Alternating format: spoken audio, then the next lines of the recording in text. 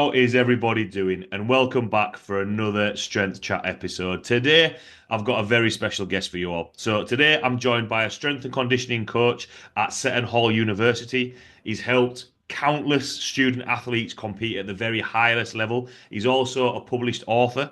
Today, I am joined by the one and only Angelo Gingerelli. How are you doing? Doing great, man. Super happy to be here. We're coming from over in America. I don't do many East from Europe, so that's really cool. And 300 plus episodes. Congrats on that. You're killing it, man. Lovely. Thank you very much. And yeah, I suppose the first question is, how are you? What have you been up to? What's been happening in your world recently? I'm doing really good. I have the second book out, and I'm kind of been promoting that as best as I can. I'm also the New Jersey State Director of the NSCA, so we have our yearly conference coming up in about 10 days, and that's a really cool thing to be a part of. But it's just a lot of work logistically, getting about 150 strength coaches in one place at one time, and coordinating sponsors and speakers and audio visual stuff. But this is my fourth conference as state director. So I'm not going to say it's easy at this point, but I kind of have a template down that I follow. It's been pretty successful for the last 4 years. So super excited to do that and always give back to our profession. And then academically over in America, we're wrapping up the school year right now. So we're taking our final exams. Summer school starts next month. Most of our sports are done for the year. Our baseball and softball teams are still going. Everybody else is wrapping up their off-season training, getting ready for the summer, and then that's really about it. So again, between the book, the conference, and my job in academia, it's a pretty rough time of the year. But it gets a little bit better in May, and we'll kind of go from there. Yeah. Plenty of things to keep you to keep you busy then. And how kind of, I suppose, obviously, I know you've mentioned there about your books and with the role that you have, with the Strength and Conditioning Association, with the university that they're at. How do you kind of balance all of these things? Do you feel as though you have to wear like multiple hats all at once, or do they all kind of like transition easily one into the other? What I always say to strength coaches, right? I think we're really good at periodizing our training for ourselves and our clients, right? This is our preseason, this is our in season, this is our time to get jacked, this is our time to whatever it might be, right? I think as a strength coach, you got to periodize your life, right? So like right now, I'm just trying to tread water, get done with these end of the year events, and wrap up and get to the summer, right? And I know just from being at my job for so long, my fall is really busy with Seton Hall athletics. It's 6 to 6. It's a 6 days a week. It's a really big commitment. Once I get to December, I can shift my focus a little bit to writing the next book, preparing for the NSCA event, on whatever it might be. So I think that's one thing to look at. If you try to do everything all the time, I think you're going to probably fail at almost everything. The same way with training, right? You can't try to gain 30 pounds of muscle and run the fastest 40 of your life in the same month. It's probably not going to work, right? Can't do a Yeah, powerlifting meet in the morning, you run a marathon in the afternoon. Now, if you put those two events 6 months away from each other, you might be good at both, right? So I think I always look at it as periodize my life. And right now I'm dealing with this stuff. And then when I get to the middle of May, I'm moving on to the next set of projects, roles, whatever it might be at that point. Ah, cool. And I know as I've got more experience, if you like, or got older, I do find myself having, more lists and more kind of structure and organization with that. But and again, this might be a little bit of a tangent, but have you kind of always had that mentality, or because I know for, younger coaches, getting busier and taking on more projects, sometimes it's hard to balance that. Whereas sometimes there's a breaking point of like, look, do you know what? Actually, I just need to organize it a little bit more. Is that something that you've always been able to do, or just that's just come from your experience and the busier that you've got?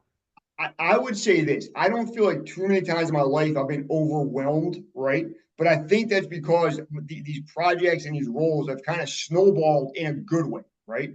20 years ago, I just got to Seton Hall. The only thing I could do is figure out how to be a strength coach at Seton Hall University. That took a couple of years, right?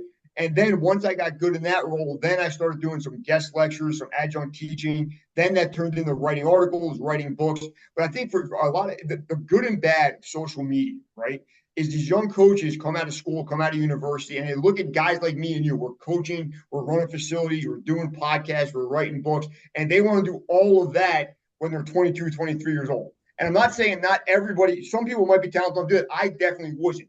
I think you got to get good at your main job, whether that's coaching, running a facility, running a business, whatever it is. And then once you get good at that, you can move on to doing some other things, right? I Yeah. think, for example, I put these conferences together, and the speakers I want, or that I want to book, are the speakers that have proven they can do this in the field for years, if not decades, right? Yeah. So you got, I'm not saying a young coach doesn't have a lot to add to a conference. They definitely do. But the coach that has been in maybe 10 years and proven he or she can do it over a long period of time, probably a little bit better choice for a speaker because they've done it more times, right? So I think there's that. Get really good at your main job, whatever that might be, and then find ways you can branch off and snowball your responsibilities and projects from that. And then the other thing is you got to get good at saying no at some point, right? Yeah. Once you get a name for yourself, you get asked to do a lot of things that just you don't have time to do them. For example, there was an event actually last night I was asked to be a part of, and I just couldn't do it. I have too much going on this week to do it. So instead, I donated a couple books to be a door prize at the event and told them I hope we got to do it next year. And it was a really cool thing. I wish I could have been there, but just with I'm a father. I have a 9-year-old daughter that plays softball a couple nights a week. I'm active in that league. Semester's wrapping up. I just couldn't do it. Maybe next year to work out a little better. But and then I would say this to the young coaches. I know a lot listen to your show. In the beginning, say yes to every opportunity you can. Try everything you can. And then once you kind of figure out your strengths and weaknesses, then be a little more discerning to say no to some stuff that either you're not going to be good at or take too much time and energy from other things. Almost like clients in the private sector, right? When you're first breaking in, you really can't say no to any client. And then once you get good and you realize I like working with this demographic or this kind of athlete client, whatever it might be, and you have some income coming in, then you can say like, no, I don't want to train at 8 a.m. on a Sunday. I want to be with my family. I want to take the people who want to train on Monday at 4 or whatever it might be. Rugby players versus swimmers, whatever it might be. Yeah, I think that's a really good point, and I like to ask that question about time management because especially from well, I think it's applicable to everybody, but more so younger coaches, newer coaches coming in because they kind of want that end product straight away as opposed to having that filter system of like yes, I want to try and get as much experience with everybody, do all this, and then you can start filtering out, all right, cool. So maybe I need to, spend a little bit more time here, not spend as much time on that, which then actually, the longer that you do it for, you actually end up, I know for me, with how I kind of like structure my days and weeks, it then gives me more energy to do the things that like I'm enjoying and give a little bit more quality to that rather than spreading yourself too thin and not doing the best standard that you could. So I know you've mentioned there about how you've kind of developed over time, but for everyone listening who might not know your background in coaching, the books that you've written, just want to give a little bit of a background to yourself, Angelo. Sure. So kind of like yourself, I started off powerlifting. I was in high school, had a strength coach in a really good weight room at a high school in New Jersey, and just got really into the weight room. Powerlifted competitively through my late teens, early 20s. I did some competitive Olympic lifting after that. And then by that point, I decided I wanted to be a strength and conditioning coach. It was the late 90s when that was kind of a new idea, right? So I went to a university that offered that as a major and just kind of started interning with athletics and got going on that path since then. So if you're listening to American sports, I went to undergrad, University of Delaware. I went to grad school and was a GA strength coach at Virginia Tech. First job was North Carolina State, one season with the Pittsburgh Pirates of Major League Baseball. And I've been in Seton Hall for 20 years, which is an eternity in strength and conditioning college jobs. Like I always tell people, I want to live in this part of the country, right? Which in America, that's really hard. There's not that many strength and conditioning jobs, and they're spread out everywhere. So I got a chance to come home, and I grew up a Seton Hall fan. Like I had a Seton Hall jacket when I was a kid. So the chance to be a part of this for most of my career has been really cool. So I always tell young coaches, moving around and chasing the next, slightly bigger paycheck, slightly better logo, that's not bad. That's a way to attack this profession. I did it the first 6, 7 years I was in. But then sometimes, to use a cliche, the grass is always greener on the other side. It's greener where you water it, right? So I think once you find a place you like that will allow you to live a lifestyle you want, maybe it's better to stay there and get involved in some things in that community as opposed to always moving around for the next job that might pay a little more prestige. But let me say this. I don't think that's advice to everybody. That's my version of our profession, and it worked well for me. Your version might be totally different. Yeah, I think that's important to know though because I think sometimes just touching on that, looking for like the next best thing, like what you say, the grass is always green. It's not always that. For example, I've got a good friend who is works in strength and conditioning for rugby league, and thought, I know I'm gonna go to this team. Was a great opportunity. The new head coach came in. He came over from Australia, brought in his own strength and conditioning team. So then it's a case of, right, there's a little bit of a turnover from there, as opposed to, spending a time where, you can, I don't know, maybe make a difference, or he was comfortable there, had he lived in the area where he was. Sometimes it can cause too much of a disruption, like what you mentioned there. You want to live in that area. Sometimes it's just weighing up those options to make the right decision with that, because I think sometimes when it comes to coaching, it's too much of a turnover sometimes, of just like the conveyor belt in places. So and like what we mentioned in the introduction at the start about working with athletes and their journey, if you like, coming into their first day, if you like, to kind of the end, and then beyond, sort of being in university. Do you want to talk me through what's the blueprint to create a successful athlete? Does that start from, seeing them at high school, or knowing what they're doing there, or what's kind of the path to success, and what does success actually look like? Okay, I think in an ideal world, we would train kids from a younger age, right? And just on the basic movement patterns, right? So one thing we have going on in America, I'm not sure what this is like in Europe, but we specialize super early, right? So we have 11 and 12-year-old kids that only play one sport year round, and our phys ed system is not great, and we train a million different ways, right? So I deal with high school kids when they're very good swimmers, very good tennis players, whatever the sport might be, and they can't do a lunge, can't do a squat, can't do a push up or pull up. And I think all of our athletes would be better served if we did a little bit better job with that foundation, right? When we're 10, 11 years old, get really good at your basic motor patterns, and then get good at sports skills after that. In a lot of parts of America, we're doing that the other way around, right? We're completely ignoring the foundation and get the higher level central nervous system sports specific skills. And that's real. If you look at the injury rates, they're not great. We're not, I think in the United States, we do a lot of things really well, right? But one thing we don't do is manage injuries. And the other thing we've been preaching the gospel as a profession of injury prevention, get bigger, stronger, faster, don't get injured, play longer, elongate your career. Well, the stats of that are not great, right? They're not. I don't know if you're an NBA fan or not, but we in America, we can't stop talking about load management in the Yeah, NBA. Well, 30 years ago, we didn't load manage anybody, and there's a handful of 40-year-old guys in the league. Now we load manage guys. The fans are upset about it, and there's still only a handful of 40-year-old guys in the league. So what are we really accomplishing at some point if we're not looking at things we're doing wrong? I think part of the things we're doing wrong are not establishing those basic motor patterns, not getting in a good level of cardiovascular aerobic conditioning. One thing in America, too, that I think has been maybe hammered too much, we're super big on sports specificity. And if you guys watch on YouTube, I got the quotes up. I think sports specificity exists, right? I think if you're a 27-year-old professional rugby player, you should absolutely train different than a 27-year-old Olympic swimmer, right? You should be very specialized in your training. But if we're 12 and I play rugby and you swim, our training might be very similar, right? Maybe we're doing the basic foundational stuff that goes across all sports, and then when we get to be in our late teens, early 20s, we specialize a little bit more, right?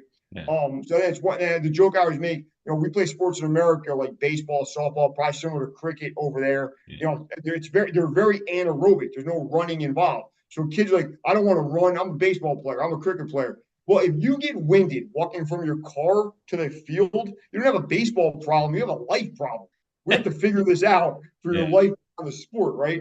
So I think there's a place for sports specificity. I don't think it's with teenagers and pre-teenagers.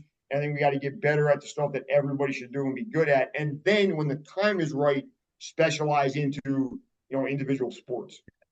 Do you think with that, because I took that as thinking about it as like a bird's eye view of kind of what's happening, as opposed to, do you think it's just a misunderstanding of what sports specificity is, as opposed to being like, right, okay, bird's eye view, start to finish. This is the progression, rather than kind of skipping out of steps to be like, whether that be as though they're going to feel as though they're going to get an extra advantage, if you like, or be able to speed up that process, as opposed to, like what you said at the start, focus on those foundation movements, if that kind of makes sense. Yeah, definitely. And I think it's twofold, right? Part of the problem is us as a profession have really, in my opinion, and I am a part of this, like every other strength coach is, I am not free from blame on this. We sell and push to our clients, athletes, and their families high level sports specificity. You need all the technology because I think when you really get down to it, what we do, it's amazing, it's great. I love training more than anybody else on the planet. It's not that complicated, right? If you just do 5 push-ups today and then tomorrow you do 6, the next day you do 7, you'll keep getting stronger. Right? We've known that since the ancient Greeks. The issue is if you want to make a living in this, it's real hard to tell people you need to work hard every day, recover, and get good at basic things. It's really hard to base a business or coaching career on that, right? So I think we've branched off a little bit. You need to do this thing that I'm doing that nobody else does, right? And then we create a position, at least in the United States, we got every personal trainer, every strength coach, every skill acquisition coach wanting to teach little kids how to do a single arm dumbbell bench press on a physio ball before they kick into a push up. And Yeah. I think there's a place for high level stuff, absolutely. But let's attack the basics first, right? And the other thing we kind of did do incorrectly, I think, the consumer understands nothing about the human body, right? And only sees ways to get them or their children an advantage. And to them, that's you got to do more of the year, less recovery time, less basics, more high level stuff. And that's what they're willing to pay for, right? I'm gonna guess you're seeing the same thing over in Europe. So then, demand, supply and demand, that's what the demand wants. So us on the supply side have to give them that to continue to have jobs and businesses and careers. And again, I don't think it's the worst thing ever. I don't think the system needs to be blown up and start again. I think the system needs to be tweaked a little bit to make this work for everybody, right? And Yeah. then I'm not going to turn this into a commercial for a book by any means, but the idea behind the next 4 years, my last book was about playing sports in the United States and colleges. Most of the kids, so whenever I speak at an event, whenever I go on a podcast, I go through my resume, right? I tell people where I've been, where I've worked, and not to brag. It's a decent resume, right? If you've had 300 guests on this show, I'll guess I'm in the middle 100 of resumes. Not terrible, not great, just right in the middle, right? But why I say it to people is everywhere I've been, the constant is the freshmen and the new kids come in unprepared. And that is from the highest level basketball and football players to the entry level walk on cross country swimmer, golfers, and tennis kids, right? So the book is the idea that the system has kind of failed up until you got this. Let me phrase it. It worked enough for you to get a scholarship, which is amazing. It's a great accomplishment. But now let's look at how we take the next step together and ready to perform at a higher level for the next 4 years. That's the title of the book and the idea behind what I've been talking about for the last 6 months. Yeah. Yeah. And with that, because when you're looking at that, the one thing that you mentioned there is, everyone's jostling to, keep work coming in. The one thing that you mentioned there was like was skill. And do you think because with strength coaches, conditioning, there's going to be a link there with the actual sport that they're playing, and sometimes and whether this does happen, in the US, but I spoke about this a couple of weeks with a friend who he's more of an athletics coach, so doing sprinting and running. And this guy had gone to a football coach. So he wanted to get his goal was to get faster on the pitch. So he then went to a specialist football skill coach who was also trying to intermix, sprinting drills in there. But he isn't, doesn't know the biomechanics of running. He's not a strength conditioning coach, but trying to blend it together, which is then, maybe not getting him the best service that they can, because he's trying to do two things at once. And is that where you would say is why these like freshmen coming in aren't as prepared because they're just doing everything and they don't have a clear goal of this is what you need to hit to then go to the next level, if that makes sense. Yeah, agreed. So one thing in America that we don't do super well that certain European countries do better, right? We don't have a universal sport development system for any of our sports, right? So there's certain parts of the world, if you're identified early as an Olympic weightlifter at 8 or 9 years old, you train like an Olympic weightlifter with that country's plan until you hopefully make the Olympics or a world championship when you're in your mid 20s, whatever it might be, right? In the United States, we kind of identify kids that are athletes early, right? And then it's really open season. They might play at their high school, they might play on travel teams, they might go to 2 or 3 different trainers throughout the course of their high school career. And I really believe most of the people involved in this world have their heart in the right place and want to help people. But if you train, just say one way for a couple months, then another way, and in 9 months you had three completely different training protocols on top of skill acquisition coach on top of your sport coach. It's really hard to get good at anything, right? So we Yeah. develop kids that are so many cooks in the kitchen. I think in some ways you might be better off if you're a young athlete just picking one way to do it and staying with it. And even if that's not the best way, it's still better than putting 2 or 3 ways together over that same time period. Would you agree with that? Yeah, I think that's a really interesting point because, there is I can't remember the phrase, but all programs work. You've got to stick to do it. There's some and I've seen this, with people who have come, athletes that have come from, other training methods, other coaches, and in my head, you might look at that and think, well, I wouldn't do this, or I would maybe swap that or change that. But you look at the results, from a powerlifting perspective, maybe talking from a coach, quite a lot of powerlifters, but they've got stronger. So it's kind of like, all right, cool. So it can't have been that bad because they've stuck at it. Whereas, like what you've said there, I've had athletes, clients who have, swapped programs, going back to like what we were saying about, the grass is always greener, thinking this is going to be better, but they're still lifting the same weights, still doing the same times on each program.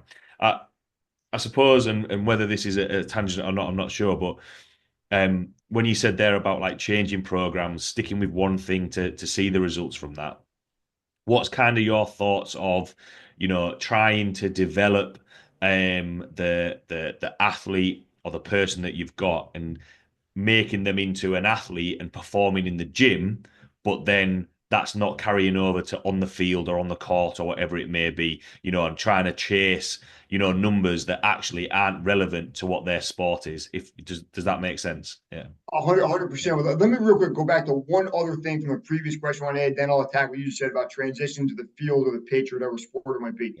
One thing I think coaches need to do a little bit, and it took me a long time to learn this. Okay. Sometimes you got to know what you don't know, to use a cliche. An example I give all the time is with running mechanics. I've run a bunch of marathons. I'm decently good at running mechanics for, like, let's say, high school kids and younger. Okay. So, for example, I coach a 9 to 11-year-old softball team. We do base running drills. I can help a 10-year-old get a little faster because he or she's never had any kind of running technique training before, right? If a college elite sprinter asks me for advice, I got to tap out of that. I can't help that man or woman. I know that. You know what I mean? So I think I know enough to help a young kid get a little faster sprint mechanics wise. I don't know enough to help a world class sprinter, and I know that at this point in my career, right? With the constantly getting better and the transition from the weight room to the sport arena, I think it's hard. I think it's really hard, right? Because we see some of the biggest, strongest people not be great athletes, right?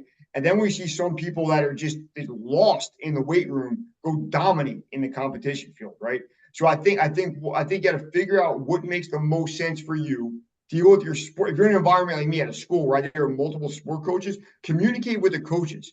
Find out what's the thing that makes sense for your sport. So, for example, I know our soccer team is or football. I apologize. Football, hopefully for you guys, most of your listeners. So, our football coaches, they have conditioning drills they like to do. We do the beep test. That's the one they like. They think has the most carry over to the field, right? Our last coaching staff before them, like 10 years ago, they were into a 12-minute drill. You ran as far as you can in 12 minutes, and the goal was 2 miles, something like that. That's what they found value, right? As a typical American with limited football experience, I defer to them on those things, right?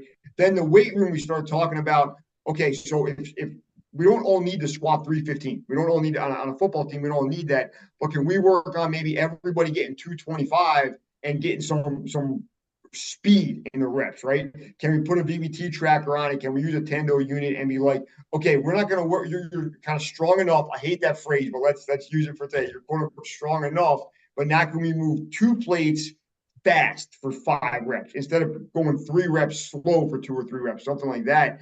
I think is kind of where you want to be. I think the technology makes it pretty easy now, but still, even with all the stuff we're using tech-wise, you got to realize what makes sense for you and your players, right?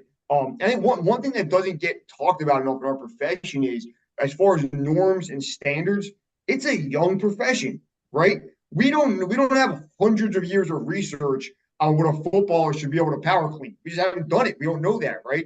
Even something like body fat, right? We look at a basketball player and say, well, they should all be under 10% body fat. I mean, really? Because Shaquille O'Neal was way over 10% body fat and a dominant player for 15 years. So we got to look at that. I think we look at, I love the idea we got some standards we have to meet, right? But I think we're in a profession that's young enough. We have to be open-ended enough to look at, we don't know what's worked for hundreds of years. You know what worked for maybe 40 years, and then we're still kind of figuring out. So the positive, the negative is we don't really have hard and fast rules we know we need to follow in our profession, in my opinion, right? The cool part of it is we're the foundation of it. We're able to figure it out. We're the generation that's putting the articles out and the videos and the books out that will hopefully be viewed as the foundation of this in the next 100 years. Yeah, absolutely. I think that's an interesting way to look at it because you look at certain things and methods have changed, thoughts processes have changed over the last 10 years, 20 years. Things have different things have come along or progressed from there. But in terms of a standard, I think it's always the one thing that I try, and especially with some of the younger coaches that I work with, mentor, is you need to have a little bit of flex. If you're too rigid in what you're doing, there's you're going to come up against more obstacles. There's going to be things if you're not willing to flex a little bit. I think there's the middle ground that we want to aim for, and then just think there's a little bit of a leeway each side, as long as we're still staying within those principles of being able to actually get the result that the coaches want from that athlete, on their performance. But it's open up to if it is progressing. Why change that? Why try and change it around? Because flipping it to the athlete side of things, and when we went and spoke about routine, they need that. I think a lot of it is based off feel. Ultimately, how do they feel when they do that? Is that beneficial? Yes. And the other thing, coming out of the powerlifting world, like me and you have, right? I think that's a little bit, if you come out of the powerlifting, Olympic weightlifting, bodybuilding world, and then try to segue into training other people, you're in some ways you have an advantage because you probably know more about training than a person that just maybe went to school for it and never did it in practice, right? But the negative is we have a different mentality than most of the people we train, right? Like I'm assuming you're going to get off this call with me, go to the weight room, and you can't wait to put some plates on the bar and squat, right? You can't wait to test yourself in a deadlift at some point this weekend. Whereas that's torture for some people. And that's a hard thing for people like us to learn sometimes is like when you do a big lift, you feel great about yourself, right? But if you're not a quote unquote lifter and you don't like that world, you feel terrible when you're lifting heavy. It's a thing you have to teach people. And guys like us and men and women like us are just so used to enjoying the grind of lifting weights. And I always feel it's a weird thing with young coaches. The ones that I mentor that come out of the iron sports, right? In some ways, they have to figure that out more than the other kids do because they just think, oh, everybody likes to train. Everybody wants to be as strong as they possibly can. No, we're the minority. We're the handful of people that have pursued this for our whole lives. And now you're dealing with people that, if you're dealing with general population, they might hate physical activity, and they're there because their doctor told them they had to, their wife or husband told them they had to, or you're dealing with an athlete that is only there because their coach is making them with a giant edge on the field, and their deadlift max or their best bench doesn't matter at all to them, which is hard. Yeah. It was hard for me to figure out early on. But then with those populations, you got to find ways to motivate them. If it's other things, right? Mm. Is it their body fat's lower now than it was 6 months ago? Is it they couldn't walk on the treadmill for 10 minutes, now they can do 20? But I think giving people things that motivate them and not things that motivate us are super important. You know what I mean? Yeah. I find that when I put these conferences on, we're having conversations. Oh, we got 3 guys that could do 415, whatever it is. And I'm like, I wonder if the players care about this conversation as much as I do, because Yeah. sometimes I think they don't. Yeah. So you just gotta meet people where they are a little bit. And if you're coming from our world, it's maybe a little bit of a longer walk to where they are than if you're kind of like from a different background. Would you agree with that? Yeah, definitely. And I think that's interesting about, because, with the stable of, I think every coach has been there at some point within their career, if you like, wanting to say about, yeah, I've got athletes that have done this, within your stable, because, there is an element of, you want to shout about the results that you get, the results that you're getting, but I think ultimately, and again, I can't remember where I heard this or a conversation that I had about this, but ultimately, as strength coaches, we're just kind of the tools that athletes use to perform on the day. That's what we're aiming for, and it's not a case of, yes, all these numbers are cool, but like what you mentioned at the conference, if they're talking about that, but yet their performance, they've not been performing pretty well. Doesn't really matter how strong they are, or how fit they are, if they're not performing. So something might not be working there, because you might have, the fact that you've maybe turned them into a power lifter, then they're not going to perform. I don't know many powerlifters that perform well at basketball. Do you know what I mean? It's kind of making that, striking that balance, so that it's like, right, how, you know put it on there. How do the athletes feel at that? Which I think is important. One thing that we were talking about there, about um, you know athletes coming in who maybe haven't grown up lifting, have that enjoyment for that. How do you, or from your experience, how do you create that environment where there is that level of motivation, where there is that kind of drive to buy in to kind of the weight room? What's kind of your take on that? My first opening talk to all of our teams when we get started in August or September is kind of like this. I'm not one of those big scream fire and brimstone. You're in the big time now. I look at it like this. You're a great athlete. If you're playing sports in the Big East in the United States, you've beaten out literally 98% of the other people in your age group to get here, right? So I'm not going to start yelling at you. My attitude is this: everything we did to get here was great to get here. Now we got to figure out how to be successful here, which is a different set of circumstances, right? And the biggest thing, and it's a cliche, but it's true, every single person that's playing at this level was the best person at the previous level, right? So now the level of competition is higher. The practices are longer. They're more physically taxing. It's just another ballgame. It's another level. So the first thing I talk is work capacity, right? We're going to throw a bunch of things at you. We got, in the United States, we play college sports for 20 hours a week, pretty much year round.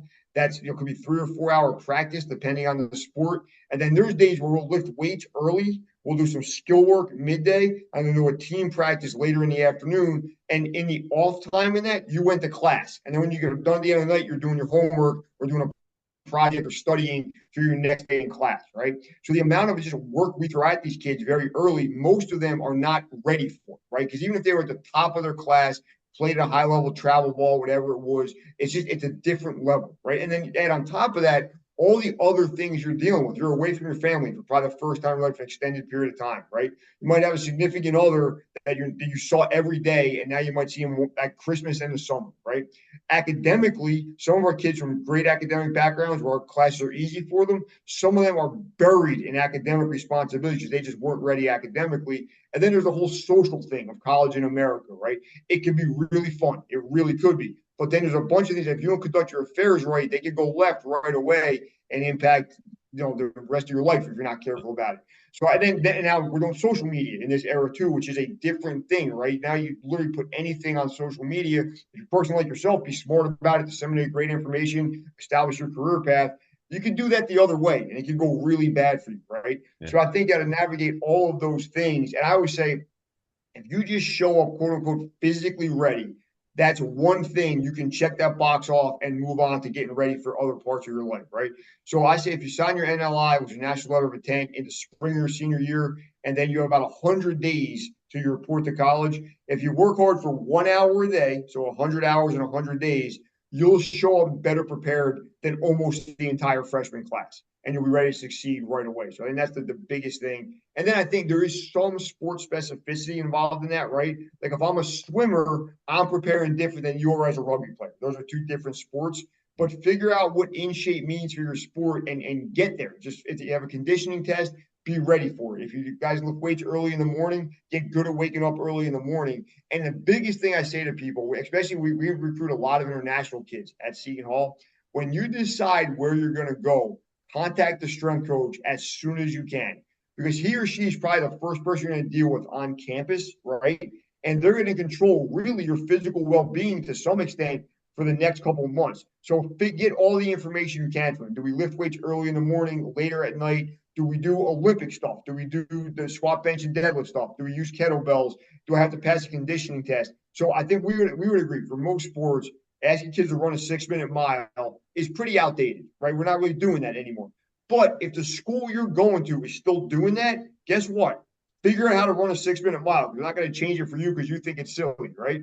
So kind of figure that out, and then you got, if you do it right and you contact the coaches literally 100 days ahead of time, you got time to prepare and be ready. If you wait till August to show August 1st to make that call, and your report date is August 21st, you're not going to be ready. It's going to be torture for you. You know what I mean? And I'd like your opinion on this real quick. Being a strength guy, kind of like myself, I always say everybody needs to be strong.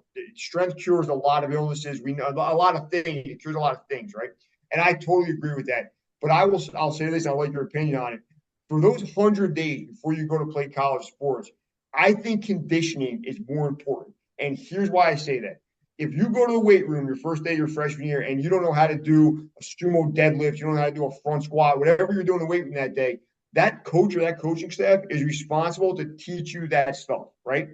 If you show up to conditioning, if you show up to team practice and you can't finish any drills, you're throwing up after the first round of sprints, you need an athletic trainer every day because you're quote unquote out of shape, you have a bullseye on your back immediately as somebody who can't help that team and that coaching staff, and you're going to make your time there a lot harder. So I think strength and conditioning is the answer. It's the name of our profession, right? But if you got to pick one for that one time in your life, I think conditioning is where to put your time and effort and deal with strength when you get there, if you have to and can't do both. Would you agree Yeah. with that?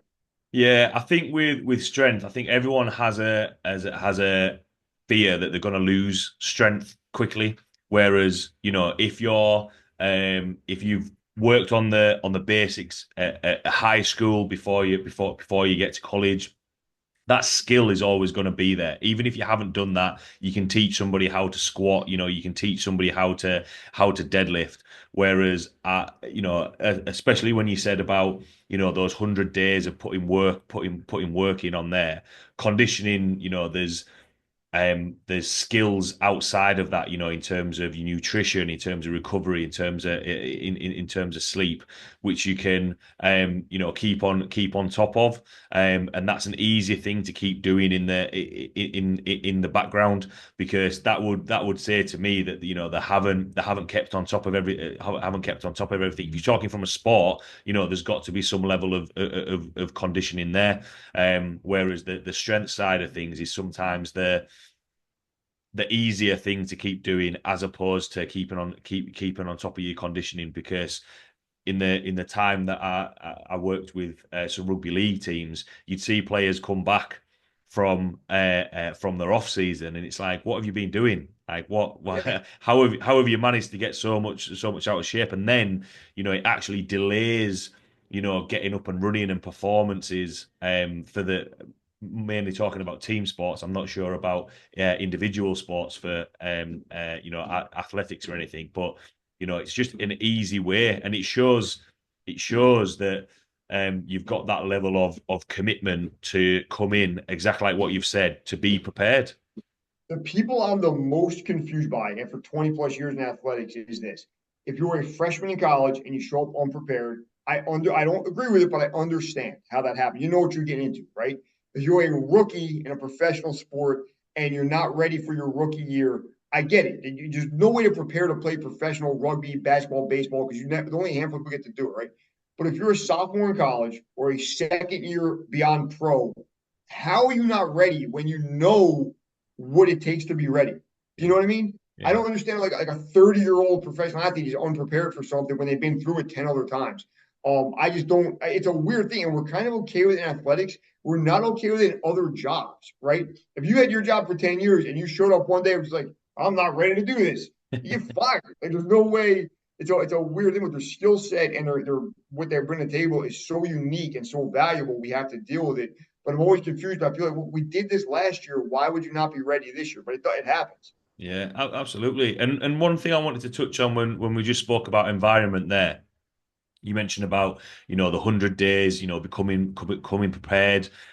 Maybe they're not expecting what's required. To the extra competition, the longer sessions, plus all the other variables that you've mentioned there. Do you think there's an aspect of you know how the preparation is before they get to college, Well, plus kind of having that strength coach there is actually coaching their mindset around this as well and kind of developing that a little bit, if that makes sense. yes. So there's two things working against that happening, right? The first is when we're recruiting you to play sports in the United States, we're not. I always say our coaches we deal with, they're not liars. They are salesmen and women, right? So they're telling these you're the best, you're going to Hall of Fame, that you're going to have a great career here because that's what all the other schools competing against us recruiting wise are telling kids. Now, in my opinion, there is a chance a lot of the kids we bring in will be all-time greats, Hall of Famers, set records, all of that, right? But all of that hinges on you coming here and doing the work and being physically prepared and then going out and performing in games, meets, whatever it might be, right? So I think some of it is we're not able to be truthful with people because we're recruiting them to come and play for us, right? So we have to paint the best, rosiest picture we can, which is possible if the player does their part, right? The other thing happening in America is higher education is so expensive. Players and families are rightfully looking at making a financial decision that's going to affect the rest of their life, right? But they realize there's a physical side of that too, right? So I work at a school at $75,000 a year U.S. dollars. It's a $300,000 transaction to get a bachelor's degree. If you could come in for free or greatly reduced because of an athletic scholarship, it will change your life. That is a life changing situation for literally anybody, right? But then realize that it's not a gift. We're just going to write you a check. You got to do your part of it, which is be a good swimmer, baseball player, basketball player, whatever it might be. And I think we hide that side of the recruiting process a little bit, and we need to make that known to some more people, right? And we have a decent amount of European kids that play sports. We recruit a lot of international kids. And getting ready for this, I talked to a few of them about the transition, right? And one of the things the outdoor sports told me, a couple of our women's football players are from Europe, from the UK, and they're from London. They're from, I don't know why I'm messing up this. They're from England, Ireland, and Wales. They're Yeah. great kids. I love working with them. And they said the biggest thing that was different in America was the game is more physical and less tactical. They wish they could have got ready for that a little more, right? And then they said the humidity in this part of the United States was crushing to them in August because they came over. It's the hottest time of the year where we Yeah. are in the United States, and the heat and the humidity they just were not ready for based on the environment they trained in when they were over in Europe. So I would say though, if you know your report date is like September 1st for a fall sport, if you could get there sometime in August, and start acclimating and start doing some running and conditioning stuff in the climate you're going to be in, that's going to help you out a lot. Because those coaches, when they get that first day, they're going full steam ahead. And the fact that it was 60 and rainy where you trained all summer and it's 90 and superhuman where we are now is not going to make them take their foot off the gas. So just kind of get ready for that thing environmentally, which is different. Just the physicality and the environment being different. And one of our maybe our best men's swimmer is he grew up in London. I was talking to him this morning to get ready for the interview. And a sport like swimming, he said it wasn't that much different because the pool's a pool, right? Yeah. And then he said he trained at a very high level, a ton of yardage and distance his whole life. So when he came here, he was ready and he excelled right away. His freshman year, he had a bunch of records and stuff like that. And he just kind of saw the other side of it. But that's the difference between a physical sport where you're actually interacting with other people and the outdoors versus sport that's a very controlled environment in a swimming pool. Yeah, definitely. And as well, I think everything that you were saying there it's just being more whether efficient is the right phrase, being efficient with, the tools that you've got to make sure that when you're there, you're up and running and just having that kind of um uh, not discipline, but awareness of these things. I think sometimes because things are going to be different. But like what you said there, if they've come from an area where they've been like the best in their pool, if you like, right? Okay, well, what does take it need to go up there, and training that little bit smarter to think, right, I got to this stage at this point, right, what's going to go it from there? Because if not, sometimes, you mentioned this earlier, that sometimes there are times where you need to tread water. If you're going from one environment into another environment, you can't be treading the same water, if that makes sense. You've got to Totally. you've got to be able to progress from there. Quite a lot of things, topics touched on there, and a good progression of what it takes to kind of to go to the next level. But from a coach's point of view and an athlete's point of view, what would be your take home points or words of wisdom, Angelo, that we've spoken about today? I would say this: if you're training younger athletes, if you're a coach yourself, or if you're an athlete thinking about coming over to the United States to play college sports, the two words that I think will change your experience are work capacity. Just be ready to do a ton of physical activity, right? A ton of academic work, and just be ready for that as best you can. And then the second word I would say is preparation. And the easiest thing to do is contact the people you're going to work with, find out what's expected of you, and then start getting ready for that right away. Again, the calendar is really in your favor if you're smart about it, right? If you decide to come over and play a sport, you're going to report in August or September, and you make that decision in the beginning of the year, you have enough time to prepare if you're smart about it and do it right and do the right things and know what you're getting yourself into. And the last one I'll say is research. Do your research, know what you're getting into, and college in the United States can be a great experience. It really can. If you go into it knowing what you're getting into and knowing what you want to get out of it, and then being as smart about those and make the right decisions as you can, physically, mentally, academically, emotionally, is using it as a growth experience that it should be while you are fulfilling your responsibilities to your team, your university, whatever it might be. Yeah, I think that's a really good take home points for everyone listening. And the thing that was going around my head, and I was kind of thinking of this as we've chatted all the way through the podcast, is we could talk about like what's going to be the best program to follow, to get yourself prepared for college. What's going to be the best exercise? How many hours? What are you supposed to do? Whereas I think all of the things that we've spoken about for actual success, for actual, if we're talking about a blueprint, all those things that we've mentioned, work capacity, researching, all those things are free.